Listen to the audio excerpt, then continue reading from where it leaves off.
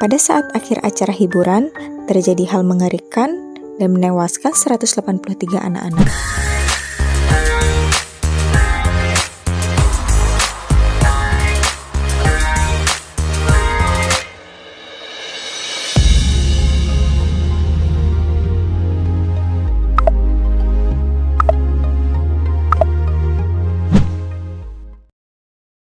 Hai guys, selamat datang di channel My Story.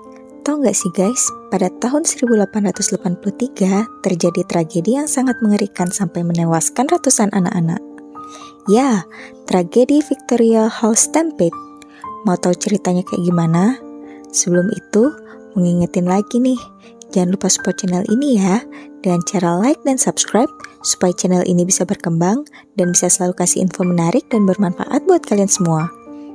Nah, penasaran kan gimana kisah tragedi yang terjadi di Inggris ini? Yuk, disimak sampai habis. Victoria Hall Stampede adalah sebuah tragedi yang terjadi di Sunderland di timur laut Inggris pada tahun 1883. Victoria Hall adalah aula konser besar di Toward Road yang menghadap ke Mowbray Park. Peristiwa itu terjadi di sebuah gedung konser. Pada saat akhir acara hiburan, terjadi hal mengerikan dan menewaskan 183 anak-anak. Victoria Hall berdiri di sudut Toward Road dan Laura Street. Ini merupakan ruang konser yang dibangun pada tahun 1872. Victoria Hall adalah proyek ambisius, dibangun untuk meniru ukuran dan gaya arsitektur Crystal Palace dan Albert Hall. Victoria Hall sebagai bangunan bata megah yang dibangun dengan gaya Gothic Revival, dikenal juga sebagai Victorian Gothic atau Neo-Gothic, yang sedang digemari pada saat itu. Tragedi Victoria Hall Stampede terjadi pada 16 Juni tahun 1883. Pada hari Sabtu itu, Victoria Hall menjadi tempat pertunjukan yang diadakan oleh Face, sepasang penghibur keliling dari Tynemouth Aquarium.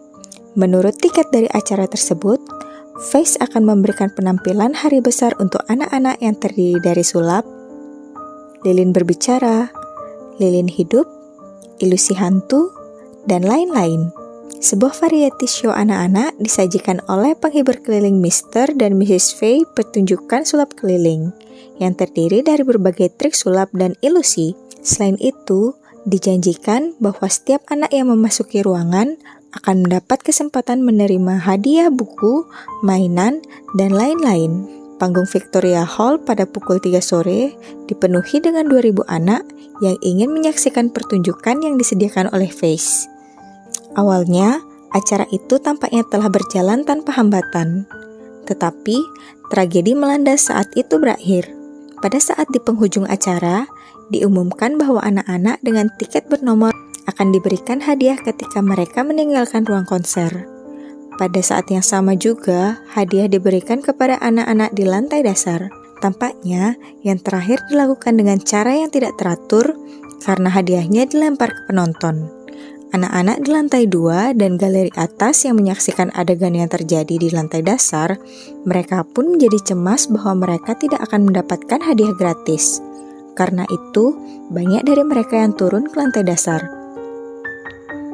Diperkirakan sebanyak 1.100 anak yang duduk di lantai 2 di tingkat atas. Di kaki tangga ada pintu yang menyediakan akses ke lantai dasar. Pada hari itu, pintu dibuka ke dalam dan dibaut oleh manajemen, dan hanya menyisakan celah kecil sekitar 50 cm untuk dilewati anak-anak. Pengaturan ini memungkinkan anak-anak untuk keluar dari tangga dan memasuki lantai dasar satu persatu, dan dimaksud untuk mengendalikan aliran anak-anak serta memungkinkan manajemen untuk memeriksa tiket anak-anak lebih mudah. Beberapa anak di depan bisa melewati celah di pintu, tetapi kemudian macet. Akhirnya, anak-anak yang tepat berada di belakang mulai menumpuk satu di atas yang lain. Orang tua mengidentifikasi anak mereka berada di puncak tangga. Ketika orang dewasa di auditorium menyadari apa yang terjadi, mereka bergegas ke pintu. Tetapi, mereka tidak dapat membuka sepenuhnya karena grendel ada di sisi anak-anak. Penjaga Frederick Graham mencoba dengan sia-sia untuk mengurai tumpukan itu. Kemudian, berlari menaiki tangga lain. dan mengalihkan sekitar 600 anak ke tempat yang aman melalui jalan keluar lain. Para orang tua dari anak-anak tersebut tidak menyadari apa yang sedang terjadi di kaki tangga dan terus mendesak ke depan. Hal itu membuat anak-anak semakin sesak dan mencekik mereka yang terjebak di depan. Frederick Graham, juru kunci, mencoba mengurai masa anak-anak yang terperangkap, tetapi mendapati bahwa beratnya terlalu berat untuk diangkat. Akhirnya, Graham berlari menaiki tangga lain dan berhasil memimpin sekitar 600 anak ke tempat yang aman melalui jalan keluar lain. Sekitar waktu yang sama, orang-orang dewasa di lantai dasar menyadari bahwa ada anak-anak yang terperangkap di belakang pintu. Mereka mulai menarik anak-anak satu persatu melalui pintu. Ketika lebih banyak orang dewasa datang untuk membantu, tangga berhasil dibersihkan dalam waktu setengah jam. Sebanyak 183 anak-anak, terdiri dari 114 laki-laki dan 69 perempuan, kehilangan nyawa mereka pada hari itu. Korban termuda adalah Dorothy B.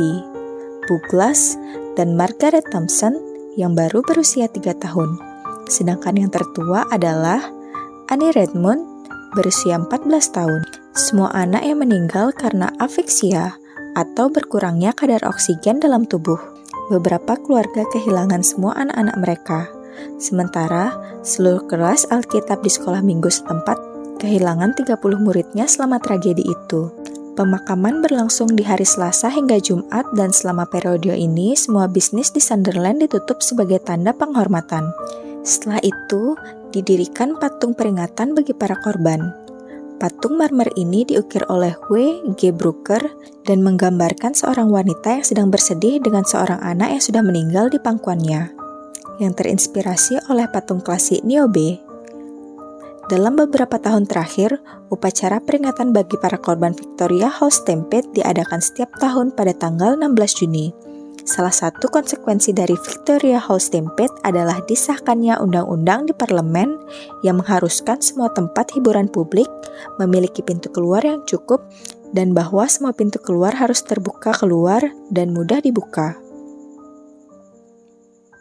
Hasil positif lain dari tragedi ini adalah ditemukannya push bar, pengaman pintu yang bisa mudah dibuka.